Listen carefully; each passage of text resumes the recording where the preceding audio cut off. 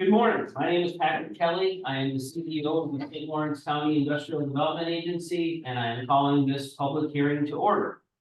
We are in person and we are streaming live via Zoom. VR Project One LLC has submitted an application to the agency, a copy of which has been posted to our website and is on file at the office of the agency. The application requests that the agency consider undertaking a project, which hereinafter I'm going to refer to as the project, for the benefit of the company. The project consists of A, the acquisition of a subleasehold interest in parcels of land consisting of up to 245 acres, but expected to be approximately 111.5 acres, being a portion of a 1,021.45 acre parcel of land known as Benson Mounds, located at Route 3 and Route 60, Town of Clifton, St. Lawrence County, New York.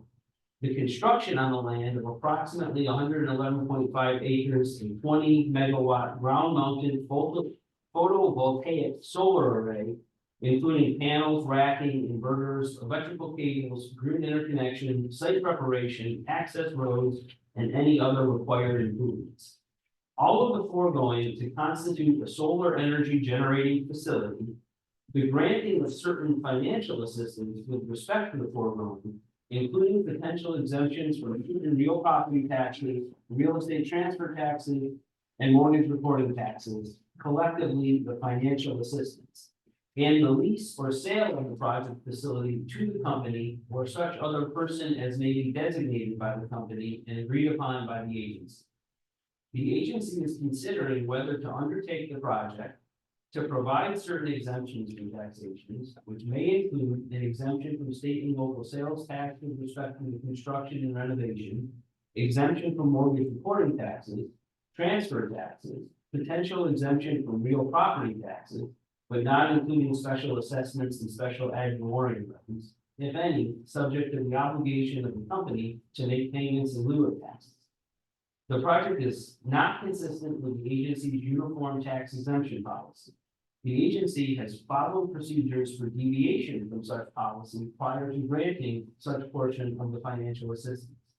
The agency has not yet made a determination pursuant to Article 8 of the Environmental Conservation Law, the SECR Act, regarding the potential environmental impact of the project. This will be addressed at the next board meeting of the agency. And as a point of clarification, the part about our uniform tax exemption policy and the deviation, every IDA is required to have a uniform tax exemption policy, which lays out what our standard benefit schedule is. And then we also have to list out what we do if we deviate from that policy. Since this is more than 10 years and it's a different type of project and fits within our standard definition, our policy requires us to secure the affirmative consent of the effective local taxing jurisdictions, which in this case is the school district in the town of Clifton. We have secured those consents from each of those jurisdictions. Once we have that, we then have the public hearing, then it goes to my board to vote. So that's really where we are in the timeline of the project. With that, I'm going to turn the floor over to Gillian Black. Gillian is the director of the Build Ready program for NYSERDA. Thank you, Patrick. Thanks for all coming. I run a program, as Patrick said, called Build Ready program, and I have some slides here that I'll go through. I won't take too long, and then I'll go specifically into the project itself. And I've got some maps, and I can show you what we're doing. Before I do that, let me say that we've been formed to look at tough sites throughout the state and to find places where renewable energy really should, where it's not also displacing agriculture or other types of things. And so I came on board about a year and 4 months ago, and it was an easy sell because I believe in putting solar up, and I also believe in not taking away other uses. So we're really excited. We found this project a few years ago, and it's our first project as a program. And so we act like a private developer. We take it all the way through within NYSERDA, within the state authority. And we do all the permitting and the environmental and whatnot. And then we put it out to the marketplace in what we call an auction, where the private sector comes and they bid on it. They say, well, here's what I need in incentives to make this project financeable, to make sure that that we as a private company can still earn our revenues on it. And so what we ultimately do is we award, and we're right in the middle of the auction. So we have a two-step auction. Everyone comes in who wants to bid, and they submit to us their qualifications, who we are, who we have on staff. We have access to the capital to build it and operate it. And then we look at everyone and we give them a pass or a fail. We've got 13 applications in so far, which is great. I see about 5 or 6 companies that are fantastic. I'm really happy to have. We'll go through that and then we invite them into what we call the data room, where all the information, all the approvals, all the engineering and designs, et cetera, everyone gets access to that. And then they put in their proposals to us. And it's a pretty steep process. They have a lot to do to win this project because it's our baby, right? Each of these projects we put out to the market, we're fully invested in. We want to make sure it's successful. So we get to choose who's gonna win the project. Then they come in and they finalize the construction drawings, they pull the permits, they finance it, they build, own, and operate it. And they're required to do so within the confines of all the permitting and environmental work, et cetera. And they have to provide capital for the tax pilot. They have to bring the capital money to the table for the community benefit fund, et cetera. So that's kind of the relationship. So we're bringing these to market de-risk. And I probably jumped ahead into my slides, but Go ahead. Well, you run the slides there. all right, great. So I'll just go through Build Ready. We'll go through the project itself and then I'll open it up to questions and discussion. Build Ready program, that's a project on top of a landfill. So we're part of.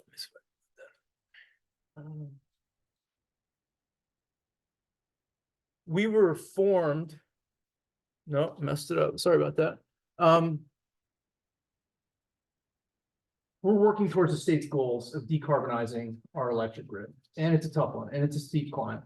And so we're trying to do our part as a program to find sites throughout the state, from Long Island, all the way up through here, all the way out to Western New York, et cetera, to bring to the grid to try to help decarbonize. I don't know if everyone can see this, but it's an inverted pyramid that shows kind of the development process, just like a developer of commercial real estate or something would do. You find the site, we do the desktop screening to understand whether it'll work from a number of different factors. We then work up our preliminary designs and drawings. All this time, we're communicating with the stakeholders. We're trying to secure site control through a lease option agreement. Then we go through all the field work, wetland delineation, all the surveying and such. And we take it through the permitting process. And then at the bottom of the triangle is the auction where we put it out to the market, as I described. The kinds of sites that we look for, again, we're doing turnkey development. It's like a design build project, essentially. We're looking for parking lots. We do solar canopies, lots of landfills, any kind of brownfield. We're looking for old sites that have already been messed up, I guess. Abandoned vacant sites, old generator sites, old iron mine tailings piles, et cetera. And we come in and, as I said, we award it at the end of the process to the developer. And then we work with the communities too, to try to figure out what else can this project do in addition to just creating green electricity. So there's always a lease payment to the landowner that we negotiate at market rate. And then what else can we do? How can we engage with stakeholders to see what other things are needed, what people would like? And in this case, we worked to put together a host community benefit package that would be administered by the IDA. It's essentially a $200,000 micro grant program for local area businesses. And because we're NYSERDA and we're focused on energy, clean energy and energy efficiency, we hope that the IDA will be able to put money towards replacing a boiler, whatever it is that needs to happen. But it could be as simple as fixing the storefront, right? The ideal site we're looking for, even though we're able to offer a rec, right? We can come to the table with an incentive to help pay for these expensive projects. We're still looking for projects that are close to a substation or close to electric lines so that we can keep the interconnection costs low. And that's why you're seeing projects in places where maybe they don't make as much sense because they're close to electric lines. You know, as I mentioned, we do all the environmental and regulatory de-risking. We stay away from ag land. This one doesn't include battery energy storage, but I am including it in all of our other projects because it helps the grid, it helps the project, it helps flatten out that electricity that gets sent to the grid. So it's not just, you know, midday when it's at its peak, but you can spread it out when people turn on their lights in the morning or come home and fire up the microwave. We're looking for 5 megawatt and above projects. I'm part of the large scale renewables program. So we're looking at, you know, greater than 25, 30 acres is kind of where we start looking. The smaller projects are handled by New York Sun, and that's a grant program, whether it's on somebody's house or a building or whatever. We're looking at larger projects, somewhere between 4 to 7 acres per megawatt is what we're finding. If it's open flat land, it's going to be closer to 4. Oops. We're also looking at parking lots. So the parking lot is there. It's paved, right? Not going to grow corn there. We can put up a canopy like this, and the host, whether it's a college or a business or whatever, you know, a light rail parking lot for commuters. We can build the canopies and they can continue to use the parking lots as they normally would, and they pick up some additional lease revenue. And then what we're doing is we're adding electric vehicle charging stations and energy storage. So we're creating this resilient, clean transportation hub. Somebody can park in, the grid goes down, it's still operating, they can still plug their car in. But really it's about lease revenues to the hosts. And that's kind of the main benefit we bring to whoever hosts the system. A couple examples.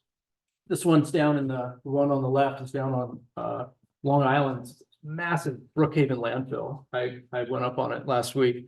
We're doing a big project there on property near it. This other one's in the southern tier in Tompkins County. We call it Caswell landfill, and we're in the interconnection process right now for it. So those are 2 great sites. As I mentioned, you know, we're going in and not just creating a green generator. We're trying to work to create other benefits in that community to address things that they need, that maybe this project can act as a catalyst to bring some extra funding to the communities. So there's just examples of those 2 landfills that I showed and kind of how we're working to do that. You know, the electeds in the town or the county or whomever have ideas of what benefits the project should bring, but we really try to get down into different stakeholder groups so that we get a more full picture of what's of value to the communities. And we have constraints, right? We can't go nuts and, you know, spend millions of dollars, right? So each project has its kind of range, and we're not really sure where that range is until we run our financial analysis and understand how expensive the project's going to be. But we're always doing it, and it's in our order. The state said, do this, and while you're doing it, make sure you create community benefits. So Benson Mines, everybody knows where that is, I believe, but we've got a couple graphics to show you. It's the yellow star. There it is. It's right Newton Falls, J&L, and Benson Mine site. Close to Cranberry Lake, where we are now. Some old pictures of the site when the mine was active. I kept these in. See that? We love these. You know, this was a good one for a long time, and now it's not operating as it used to be. So we've got all the tailings piles after they extracted the magnetite, I believe. We ended up with all of this crumbled rock on these massive kind of lunarscape areas, and that's where the project is going to be. Very little tree clearing or anything. I think that's the J&L site. Zooming in a little bit more in yellow, you can see the J&L site. We're right in here in this area. This little blue is the old J&L landfill, and then we're on the tailings pile in that section, that lower left corner of the blue box. And here it is blown up.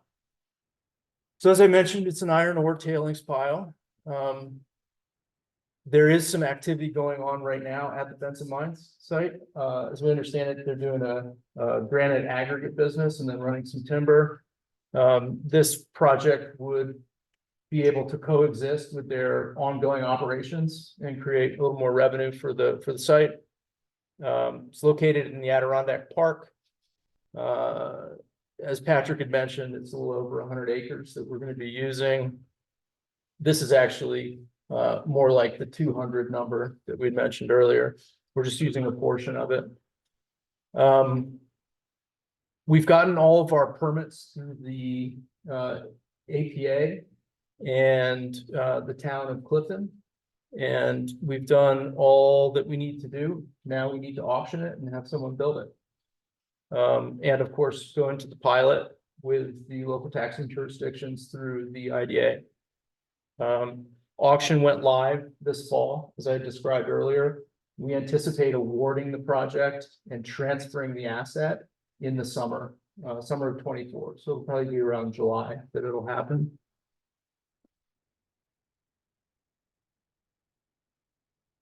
A little bit about the site particulars. It's a 12 megawatt AC project.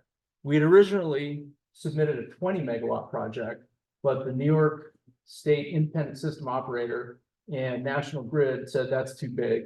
You'll have to upgrade the substation transformer, reconductor, replace roughly 3.3 miles of line, and you'll have to go through a longer process to get your utility approvals to the tune of at least 3 years, and to the tune of roughly $19 million. So we said, wait a minute, we're not going to do 20 megawatts. We're going to step back. How big can we go?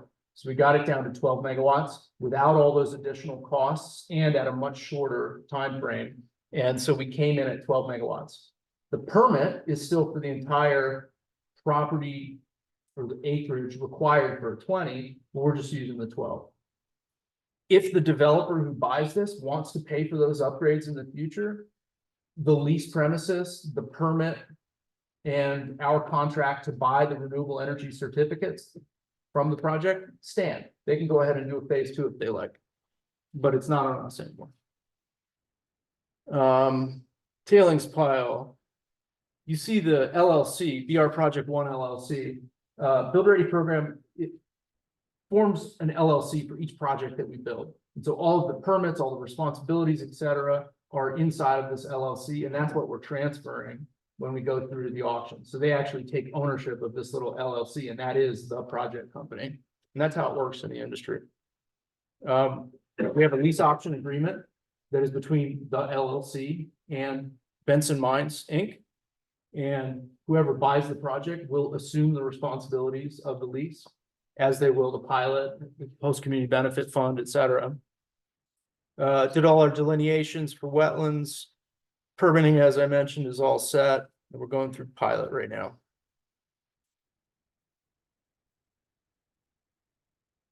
Sorry, this is a bit repetitive, but when I mentioned that we had the whole site, but we knocked it back to 12, that's what you're seeing there. So we're choosing the right side of that acreage.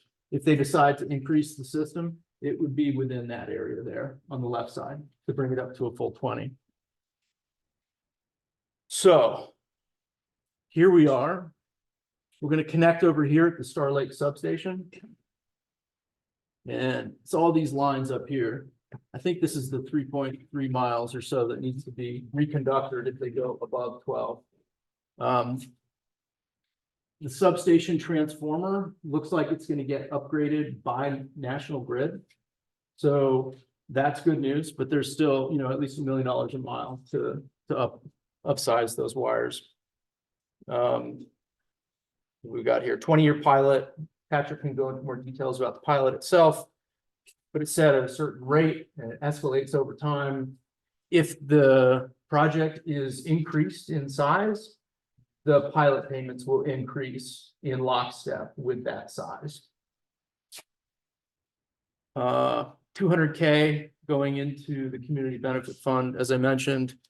I'm not sure how we're handling that if it goes bigger, but we need to discuss that. So we still haven't finalized the host community benefit fund contracting, but I think it's right that if the project increase in I guess you're gonna quote me on that it should go up. Sounds good. I think it should. So there we go. The All right. concept behind the fund is, Gillian mentioned the IDA would administer it. The territory for which we have built in, it overlaps with the school district. So we looked at the taxing jurisdictions, thought that was probably the most inclusive. So we weren't into different towns, different radiuses, and not understanding whether a project qualified or not. So if it's in the school district territory, it will qualify for the fund. And that is still under development, but Yeah. there's, some of Gillian mentioned, some of the aspirations, things relating to energy and improvements, facade, general business competitiveness, tourism. So there's different ways to try to utilize the fund to accomplish the goals that are going to be built into it, but also ways that we thought we could create something customized and unique, on a very localized basis for this area. And one of the things I like about it is that, we're not gonna figure out what everybody wants on day one, right? We can at least put some money in there so that as needs arise, they can be addressed. And the SLCIDA is already engaged in these communities, in your communities. So it seemed to us as the best way to approach this. Oh, that's it. I guess I'm on questions and discussion, so please feel free to ask me anything within reason, and I'll try to answer it best I can, and I'll hop back to slides if anyone would like me to. If we have a comment or a question, just identify yourself so we can, for our minutes, know who asked. Open the floor to the public. Sir. What's the, Paul Zinberg, Cranberry Lake is, what's the expected life use of the panels?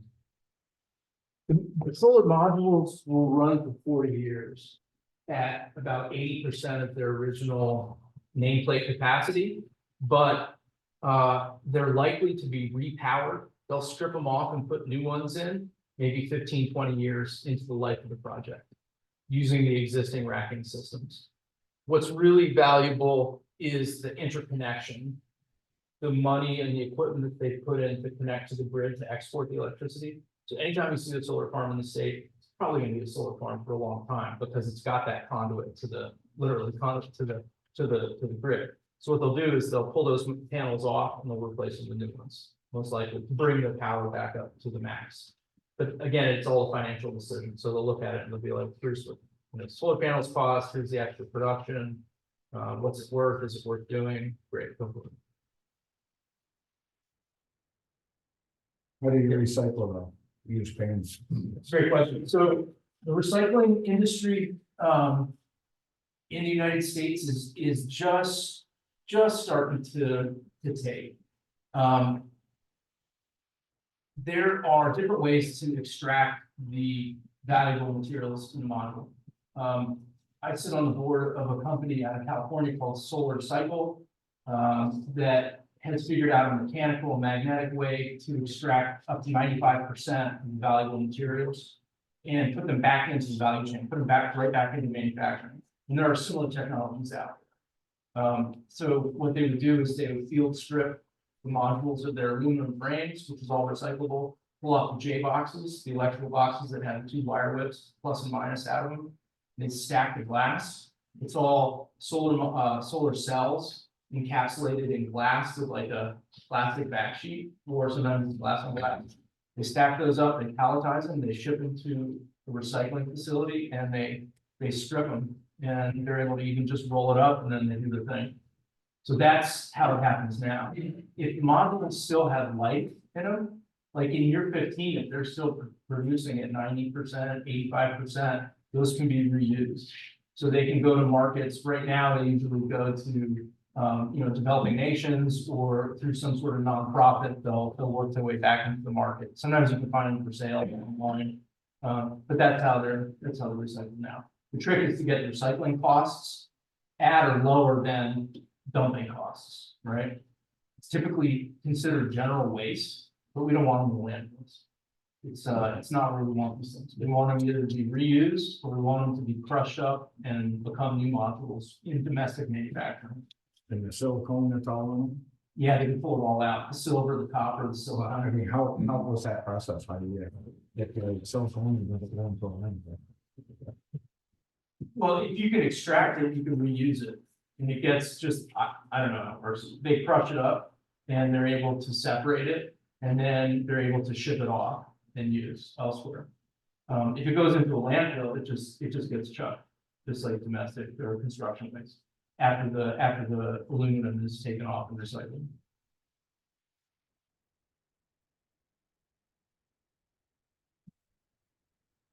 Anybody else?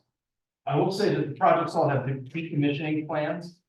So the owner of the system, whoever buys this from us, will have to adhere to the decommissioning plan so that if the project stops operating or at the end of its lifespan, they have to go in and they have to pull everything out and put the land back to the way it was. And they have to carry a financial surety to support the costs of that. And those are usually like a bond or an irrevocable letter of credit. So they have to maintain that for the life of the system. So it's all held by a financial institution, so the money's there to pull it out. Is there a time? Time limit? Yeah. I think, I don't recall exactly what the agreement says, but it's usually like, if it hasn't been operating for 12 months, you gotta pull it out. You have to fix the defect, get it running, or you have to pull it out and decommission it. The thing is, once these systems are built, they take very little maintenance. You know, you're doing some electrical work in like year 10 to 15, maybe you're replacing some of the power electronics. By and large, these things just sit and produce electricity. And if you turn it off, you're not making money, the owner's not making money, nobody's making money. So you want the thing to be operating at full capacity all the time, right? So they're monitoring it remotely. And they can tell down to the string of 28 modules what's not working and why, and then roll a truck and go fix it, right? So they're able to monitor it for unknowns that might occur. And then they also have the operations and maintenance team will have their own scheduled maintenance where they're going out and checking the torque on bolts, et cetera, making sure that, you know, nothing's growing up over them. They can tell because they can look at the weather patterns and they can look at the production and the age of the system, and they can say, look, this thing's either operating or it's not, we need to do something. So they're always going to be watching it to make sure it's running at its peak. If it stops running, it stops making money, they're gonna come back and fix it. And if they don't want it, they'll sell it, someone else will come in and take it. In this project, you said there's not gonna be a battery, Correct. right? Yeah. But if you guys move up to that one lot, you probably don't want a battery bank, so you ain't hitting the grid so hard. Right? It's a good point, we probably won't, that would have to be a whole nother application process. And that would have, this isn't permitted for that. So they'd have to go back to the APA, to the town of Clifton, they'd have to do their environmental studies all over again. They have to do a whole new grid study, the National Grid and NISO. So it's possible they could do that, but that's a lot of work. Because our local fire departments, and I know, I'm not saying that Cranberry Lake doesn't know it, but a lot of local fire departments don't know how to take care of our situation if the fire happens. Yeah. Look at Shimon, down the Shimon River. Yeah, You know, they dump out the water and it's one of the worst things that you put on it. You Yeah. found out after the fact, yeah, and it contaminated all the wells, ran down into the river. the water did. Wasn't a good thing. Yeah, yeah. So there've been, as I understand it, 4 battery fires in the state, and that's been lithium ion. And, you know, the battery energy storage systems are contained usually in 53-foot enclosures. And they've got their HVAC and they've got their fire detection and suppression systems and, you know, monitoring and what do you call it, whatever, messaging. My understanding was that they were all contained and that the systems operated as they were supposed to. Right now, all these battery fires are being examined by the state. There's a task force of which some NYSERDA staff are part of to understand what went on, what's the future of these things, right? We need energy storage, whether it's compressed air, whether it's batteries, whether it's, you know, an iron rust battery, we need something to make the grid work the way we want it to be, right? You get wind produces like this, solar produces like that. It's all intermittent. We need something in there to absorb the energy, act as a load, and distribute it more evenly. So we have to get to the battery storage. We gotta crack that nut, lithium ion, but it's not the only tech on the market, right? There's other battery storage we can be looking at. My personal favorite is a vanadium flow redox battery, and it's just electrolytes, non-flammable, it's non-toxic, takes up more room. But instead of lithium ion 4-hour export, you get 6, 8, 12-hour export. So there's a lot of stuff out there, and NYSERDA is funding new technologies to try to get stuff out there. We'll also be coming out with an energy storage incentive so that we can help these companies actually put them into practice. But it's contingent upon everyone to know how to build them safely and manage them safely. And I agree, you can't just plop it in a community and expect a volunteer fire department to deal with it. Right? There needs to be training, there needs to be the whole 9 yards. So, and I'm talking about partly it's just feeling in black as someone who's been building these things, but these are real issues, you know. Even when a system gets built up, you need to build a system and you need to bring the fire departments in and give them a tour. Here's an Knox box. Here's what you do if it's on fire. You just contain. You don't go in there unless there's somebody hurt, right? How do we deal with these things? We all need to be on the same page. They can't just be parachuted into a community. So, two things. One, Gloria, I want to make sure you're getting all this technical stuff about the batteries and roads. Second of all, just, you're talking broadly, from the industry, clarifying this project as presented does not have a battery. this project does not have a battery component, nor will it likely ever have it.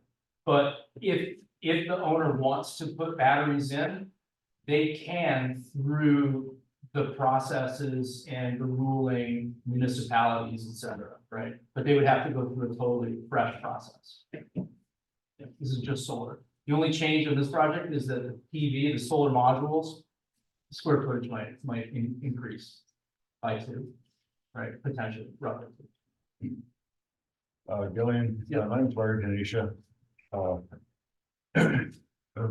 Probably a year ago, maybe 2 years ago, St. Lawrence County Board of Legislators passed a resolution urging all solar developers to utilize American-made material wherever it is possible. Recognizing that there's probably not a lot of solar panel manufacturers in the United States. But there are aluminum manufacturers. There's a lot of material that goes into these. The material is made here. What kind of leverage does NYSERDA have with the developers to make sure that they try to source American materials? Yeah, we have some, and I think it's been handled a little bit differently throughout all of NYSERDA's work. I can guarantee you it has been, depending on what type of material we're talking about, what type of projects, where, et cetera.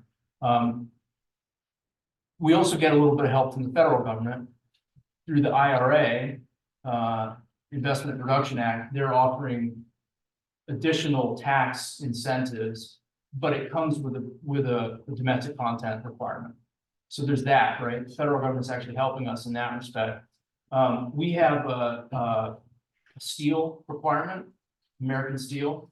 And I believe, I'm not as familiar with this part of it, but in our RFP, they have to prove that they're using a certain portion of domestic content.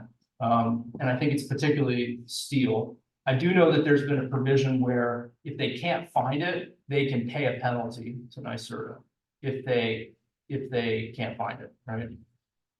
Solar modules, we're starting to see some companies pop up and we have operations domestically. There's not a lot, and there's more demand than there are modules. So the solar modules I can't speak for the developer, but they're likely to come from international sources. So that could be, Southeast Asia, China, Europe, don't know. We do have requirements that none of the materials in the solar modules or any of the labor used to produce any part of it or the whole come from the Uyghur slave labor forces over there. So that has all been handled at the federal level. And, we have other provisions, no Iran, none of that kind of stuff, but it's really hard to require, I guess the simple answer is yes and no, right? Not so simple answer. the best we can. We try to get domestic contact. Naturally, some of the things like, construction materials for the civils, when they start cutting roads or bringing in fill or, whatever they need, right? That's gonna come from local sources because it's more expensive to cart it for a longer distance. Labor, some labor can come locally. These things will take maybe 6-10 months to build, so there's not a lot of long-term jobs associated with them. But the sites need to be maintained, and so concessions, and now I'm off of materials and into labor, but, there are some things that, some portions of the labor can be provided by the local labor areas. We require prevailing wage, so these are all union rate jobs. So they'll pull people from houses and bring them in. But materials is a little bit harder. And I guess not so much a question, but a comment. I'm excited to see this. The land is, it's barren. It's not been productive, for many, many years. And, if you go through the northern part of St. Louis County, and I noticed your, part of the slide where you could try to stay away from lots of farmland. It's, if you go to the northern part of St. Louis County, there are solar arrays popping up everywhere. I wouldn't say so much prime farmland, but tillable. And, once it's, tillable land is given up for anything other than ag purposes, we've lost it. So I think this is the JNL site is a perfect opportunity. It's not going to jeopardize anything. And, yeah, I think it's a Thank you, thank you. I will say on the ag front, there are, and I've been on both sides. I was a private developer for years. And I've worked with farmers whose kids don't want to be in the farming business anymore. And, we've been able to put projects on their land and help the family. And in other farms, I've been able to put projects up and it helps them keep the farm and run the rest of the land as they want. And it's just another crop, but I take your concern. There are ways to help make these things coexist. If you build the rows of solar modules farther apart, you can still do some farming in there. So they call it agrivoltaics or dual use. I think there's some real opportunity in the state, especially for our state to be a leader in that area. We have a group at NYSERDA that's trying to figure it out. We got some colleges and universities who are really interested in it, who are traditional ag universities. I think there's some really neat stuff that we'll see in the future there, but yeah, there's a competition for land use. And as I said, like if the electric lines are there, that's where the developers are looking, instead of paying, multi-millions of dollars to bring a line further away. But my program is focused on this kind of site, which is lucky, and we're very proud of. So thank you. It's understandable from a developer's point of view, the less site work they have to do. Yeah. So. I have a question on the site. I noticed in your slides, some of the landfills have sided over. Are they gonna be doing anything like that up there to keep the dust down, or just gonna do it in the way it is? So I think pretty much the way it is, there's not much grading at all required there. So pretty much whatever's there is there. The DEC, your state Department of Environmental Conservation has required us to do some work on some sort of, I don't know, if it's moss or grass or something. I'm sorry. But no, there's not a lot of site work that's gonna happen here. And typically, just like any developer, they try not to do a bunch of site work, right? Keep the earth moving to a minimum. And the technology, the racking system, they're like erector sets. You can build to take in the undulation. On landfills, we use concrete ballast blocks, so they're not penetrating the membrane of the landfill, and then you just set there. And no trenching, right? You do the wires hanging on top. So my guess is these will have wires hanging on messenger cables too, so they don't have to trench in through the rock.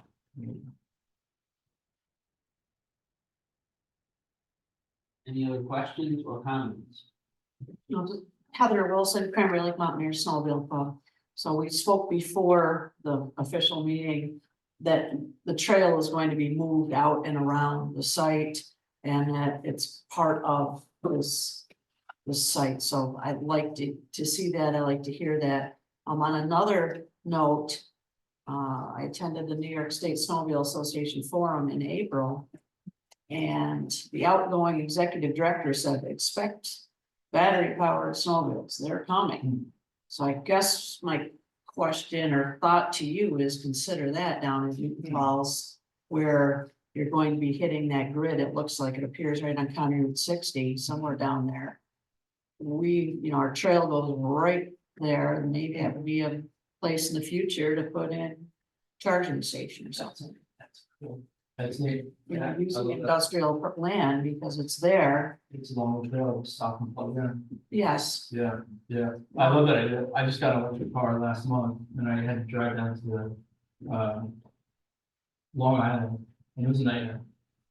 Had to plan ahead, had to find the plugins. One day I tried to hit two places with like, I don't know, 10 of these things, and there's cars there and cars are backed up waiting for them.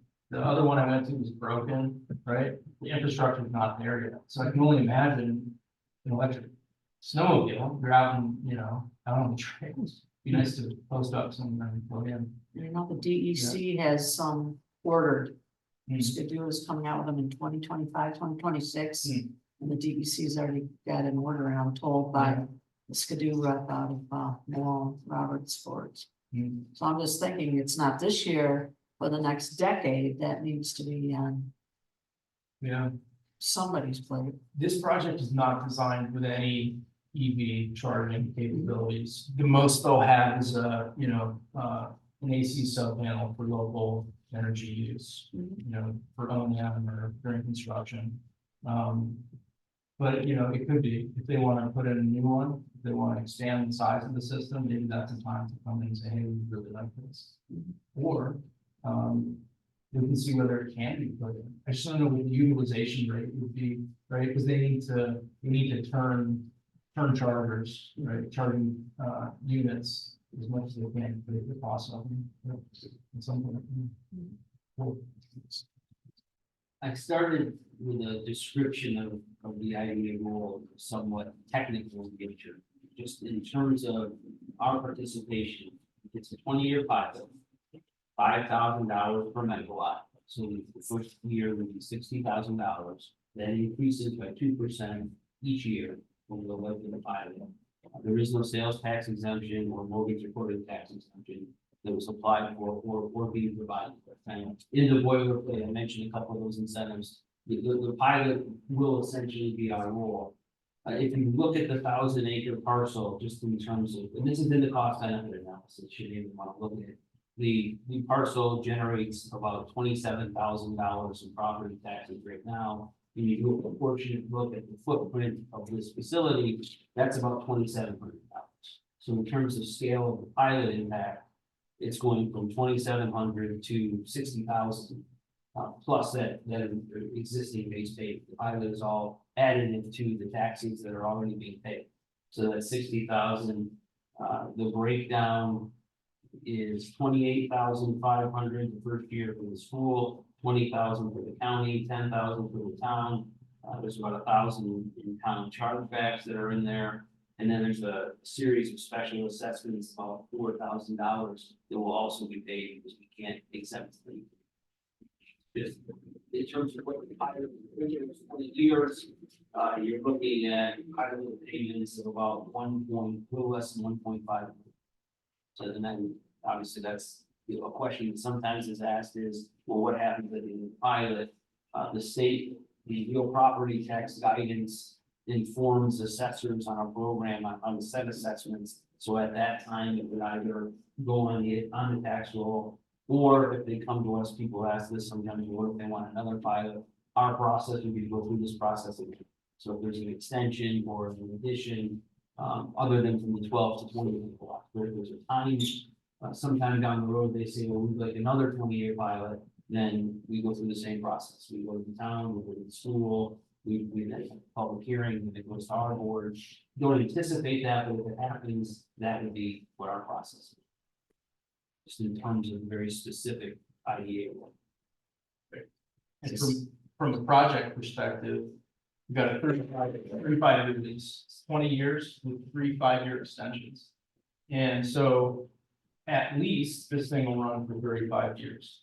So at the end of 20, if they want to go into a new pilot, they can start negotiating that. If they want to go straight and just start paying taxes directly to the pre-taxing jurisdictions, they can do that. But what's important to understand is that the project depreciates in value. So at the end of 20 years, it's not going to be worth the same amount of money as it was in year one, because it doesn't have as much revenue in its future. So the taxation amount would be based on what it's worth from there into the future. That's important to know. And that changes if you repower the modules. If you rip those modules off, you put new ones in, you've increased the value of the project again. And so they have to pay taxes at that newly assessed rate. So most of the time, the developers and people buying and owning these things, they really like pilots because it's a sure thing. They're like, okay, we know what we're gonna pay, we can put it in our financial model, everyone's happy, everyone knows what they're getting. At the end of the project lifetime, or rather when the pilot ends, that's when they're like, well, we're fine just paying regular taxes, or we'll go into a pilot, whatever's the cheapest, because it just doesn't have as much life left. Right. Any other comments? Is this in the town of Clifton or Fine? That's what I got it. And we thank our host for the facilities. All right, with hearing no other comments, I am going to declare the public hearing closed. I appreciate everybody's time. Hopefully it was informative. Thank you for coming out, and I wish everybody a happy, safe, fun holiday season. Thank you. Thank you very much.